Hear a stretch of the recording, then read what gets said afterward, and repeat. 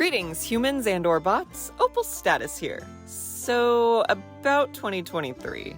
Quite honestly, this has been a ridiculously chaotic year. This back half in particular has been incredibly busy, what with work and my last year of college and holding up the illusion that I still have a social life, so YouTube's kind of been taking a back seat. First, before you get worried, no, Second Trial is not cancelled. It's just on, maternity leave or something. Is episode 2 anywhere near completed? No. But to ease that blow a bit, let me talk to you about a new project I've been working on for, a hot minute. Do you guys remember that teaser I posted for a new project back in May? No, probably not, because it got buried by all the community post-apocalypse survivor crap. Oh well, here it is to refresh your long-term memory. Well, context. Back in, June of 2022, I started working with someone who shall not be named to make a reboot Town Attack, one with a completely new cast and locations, and one that actually looked good. I know, really going against the TA brand. However, that project fell through for multiple reasons that I would probably divulge if I drank enough, but that day's not today. The idea didn't leave my head though. The only problem was that I don't have the time or resources to fully animate a new Town Attack. I mean, that's why the first one got cancelled. Also, the main review of TA was that the writing was solid, it's just that everything else was bad. So I decided to cut out the middleman. Introducing Town Attack, the novel. Now, I know what you're thinking. My sister Peridot is a psychic after all, I think. It honestly was very unclear. What the heck would a TA novel even look like? Well, I'm so glad I asked for you. Essentially, each chapter of the book would be one leg of the race, same as how an episode would work. So each chapter, except the first, would end with a team losing and either being eliminated, or it being a non-elimination and they face a non-elimination penalty challenge in the next leg. There'd be 14 chapters total, with the final chapter consisting of 3 teams racing, and the first team to finish that leg wins the whole kit and caboodle. Also, to make the book feel more suspenseful, chapters would be released weekly, so you guys can make predictions and get invested without having the whole season spoiled immediately. Sound fun? Due to this being a reboot, I also decided to change some things. Firstly, new rule. The team that wins each leg receives a special reward that will help them in the following leg, to give them a better incentive to win legs outside of the finale. There are also some challenge types from the original TA, like challenge skippers, 1v1s, and the backtrack board that were always supposed to be there but never actually got shown, and I won't explain how they work now, but they will come up in the book. Now, as for the teams, this is where things get interesting, because I do see some potential in the old cast and want to use some of those characters, but I also want some fresh meat. So for teams, I decided to add 3 teams completely unchanged from the original, 3 remixed teams with at least 1 original contestant, and 6 completely new teams. Let's go through the Cliff Notes versions of each, shall we?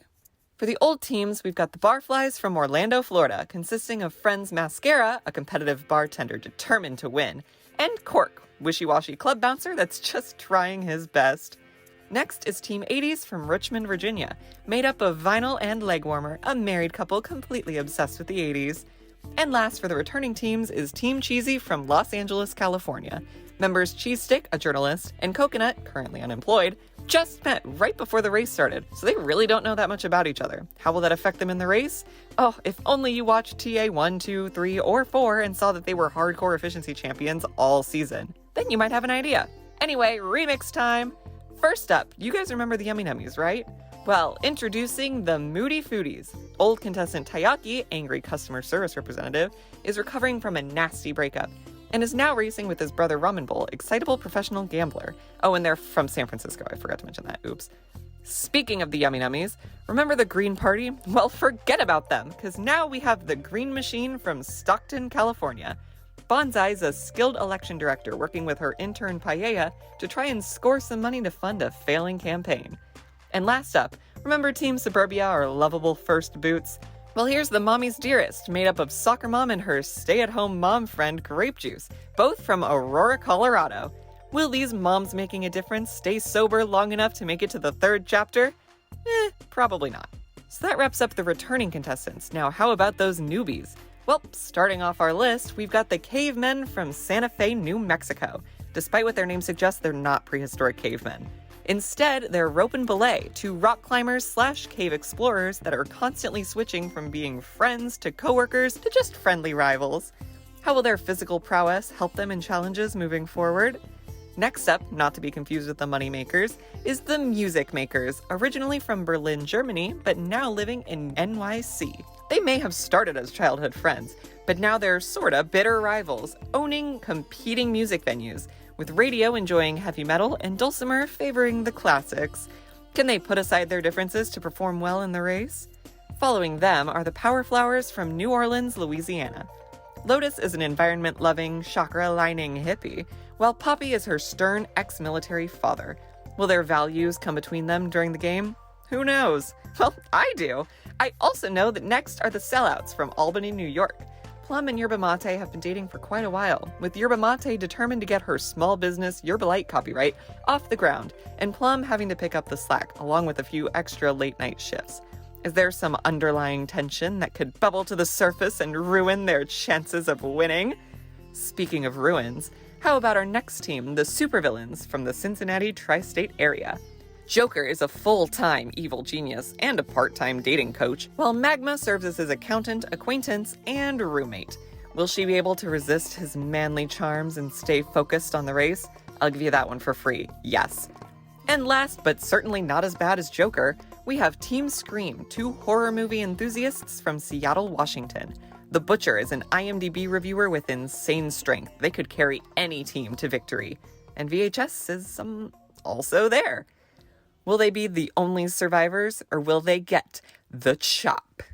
So there's the teams. I hope they seem like fun contestants you could either root for or root against.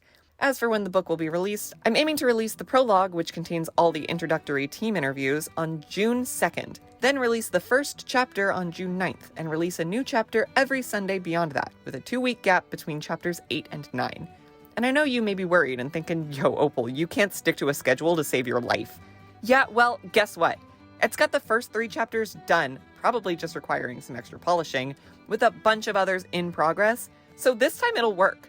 Well, I hope, at least. Anyway, that's what I've been working on. I look forward to hearing your guys' first impressions. Let me know how you feel about a book form object show, and if you have any predictions on how these teams will perform. Until next time, stay cool, stay frosty, and stay off my lawn, you rascals.